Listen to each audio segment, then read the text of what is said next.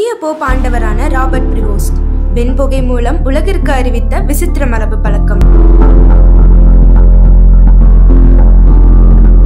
புதிய போப்பை தேர்ந்தெடுக்க cardinal conclave முறை கத்தோலிக்க திருச்சபையால் பின்பற்றப்படுகிறது.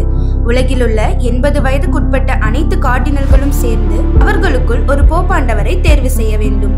அதுவரை அவர்களின் செல்போன்கள் வாங்கி வைக்கப்பட்டு தேவாலயத்தில் தனிமைப்படுத்தப்படுகின்றனர்.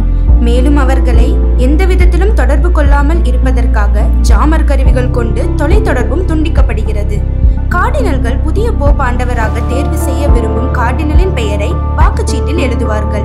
இதில் 89 வாக்குகள் பெறும் கார்டினல் புதிய போப் ஆண்டவராக தேர்ந்தெடுக்கப்படுகிறார். கத்தோலிக்க கிறிஸ்தவ மத தலைவரான 88 வயது போப் பிரான்சிஸ் கடந்த மாதம் 21 உடல்நலக்குறைவால் உயிரிழந்தார். இதைத் தொடர்ந்து வாடிகனில் உள்ள சிஸ்டைன் சேப்பல் தேவாலயத்தில் கார்டினல் கான்க்ளேவ் முறையில் வாக்கெடுப்பு நடந்தது. 133 கார்டினல்கள் கலந்து கொண்ட முதல் நாள் வாக்கெடுப்பில் யாருக்கும் பெரும்பான்மை கிடைக்கவில்லை. இதனை தெரிவிக்கும் விதமாக கார்டினல்கள் எழுதிய பேப்பர்கள் அனைத்தும் எரிக்கப்பட்டு ஆலய சிம்னி வழியாக கரும்புகை வெளியேற்றப்பட்டு போப் தேர்ந்தெடுக்கப்படவில்லை என உலகிற்கு தெரிவிக்கப்பட்டது.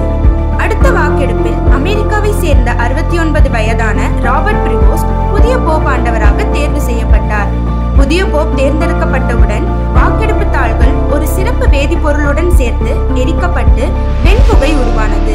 இதுதான் போப் தேர்ந்தெடுக்கப்பட்டு விட்டார் என்ற முடிவை உலகிற்கே முதலில் தெரிவித்தது. புதிய போப்பான ராபர்ட் பிரிவோஸ்ட் இனி 14ஆம் லியோ என அழைக்கப்படுவார். கத்தோலிக்க திருச்சபையின் 2000 ஆண்டு கால வரலாற்றில் அமெரிக்காவை சேர்ந்தவர் போப்பாக தேர்வானது இதுவே முதன்